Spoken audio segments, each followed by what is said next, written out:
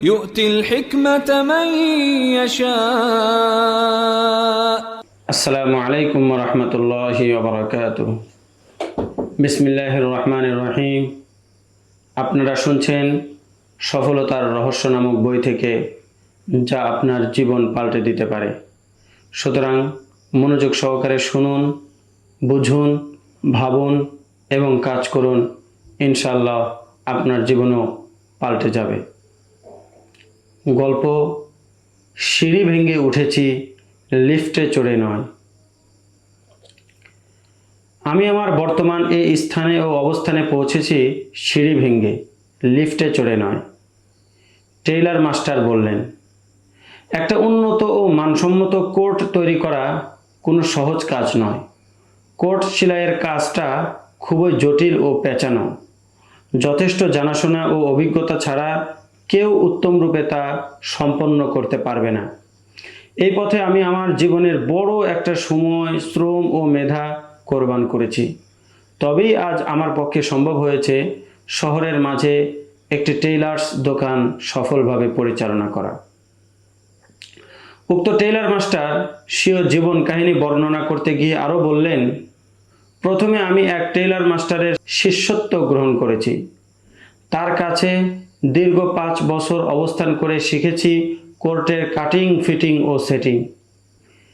5 বছরের পরিশ্রমের ফলে এতটুকুন হয়েছে যে মোটামুটিভাবে কোট সেলাই করতে পারতাম। এবার নিজস্ব দোকান খুলে অর্ডারের কাজ শুরু করলাম, কিন্তু পদে পদে সম্মুখীন হলাম অনেক সমস্যার। আমার সেলাইকৃত কোটের কাটিং, ফিটিং গুণগত মানে উত্তীর্ণ হচ্ছিল না, কারণ প্রত্যেক মানুষের দৈহিক আকার ও গঠন ভিন্ন ধরনের। আর মানানসই ও পারফেক্ট কোটের পূর্ব শর্ত হলো তা যেন হয় পূর্ণ সামঞ্জস্যপূর্ণ এবং শরীরের সাথে খাপ খাওয়ানো। কিন্তু আমার তৈরি করা কোটে প্রায়ই গ্রাহকদের অভিযোগ দেখা যেত, খুব একটা তাদের মন মতো ও পছন্দসই হতো না। আমার দোকান ও ব্যবসা টিকিয়ে রাখতে এবং পুরো শহরে শীর্ষস্থানে যেতে এসব সমস্যার দ্রুত সমাধান যে খুবই জরুরি, সে আর বুঝতে বাকি রইল না।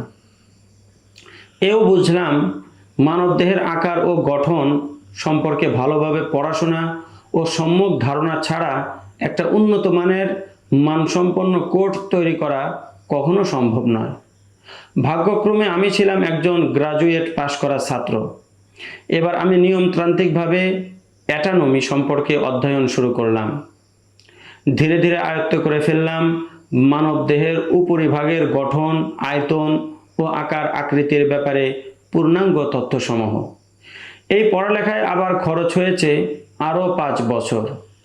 এভাবে 10 বছরের পরিশ্রম এবং অতিরিক্ত আরও কয়েক বছরের অভিজ্ঞতার পরেই আজ আমার পক্ষে কাজটা করা সম্ভবপর হয়েছে।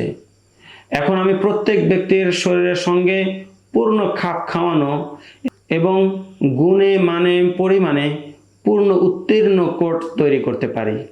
এমনকি যাদের শরীরে কোনো শারীরিক ত্রুটি, বক্রতা বা কুঁজো আছে, তাদের জন্য তৈরি করতে সক্ষম এমন উন্নত ও মানানসই কোট, যাতে থাকে না সামান্যতম কোনো ভাঁজ, ভাঙ্গন বা একটু কোঁকড়ানো কুচরানো। সর্বদিক থেকে যথাযথ কোট তৈরি করতে হলে অনেক কিছুই জানতে বুঝতে হয় নিজ থেকেই, কারণ সব কিছুর পুঙ্খানুপুঙ্খ মাপজোখ নেওয়া সম্ভব তো আর নয়। তাই একজন টেইলার বা দর্জির জ্ঞান বুদ্ধি যদি কেবল দেহ অঙ্গের পরিমাপকৃত অংশ পর্যন্তই সীমাবদ্ধ থাকে, সে কখনোই একটা ভালো মানের কোট, কোটি বা ব্লেজার বানাতে সফল হবে না। উক্ত টেইলার মাস্টার স্বীয় শিল্পকর্ম ও পেশা সম্পর্কে এ ধরনের আরও কিছু মূল্যবান কথা বলছিলেন, আর আমার মনে হচ্ছিল যেন একই সাথে দেশ ও জাতির উন্নয়ন এবং মুসলিম উম্মাহর সুনির্মাণ বিষয়ে আলোচনা শুনছি। এক কানে শ্রবণ করছি কোনো মুজাদ্দিদ, মুহাক্কিক, আলেমে দ্বীনের ইলম ও হিকমতপূর্ণ বয়ান, অপর কানে একজন অভিজ্ঞ ও সফল রাষ্ট্রনায়কের জ্ঞানগর্ভ বক্তব্য। একটা অনস্বীকার্য বাস্তবতা হলো, আমাদের দেশ ও জাতির সামাজিক, অর্থনৈতিক ও রাষ্ট্রীয় সংকটের কার্যকর নিরসন নিহত সেই কর্মপন্থায় যা অবলম্বন করে সফল ও কৃতকার্য হয়েছেন উক্ত ট্রেইলার। অর্থাৎ লিফটের বদলে সিঁড়ি দিয়ে ধীরে ধীরে উপরে চড়তে হবে।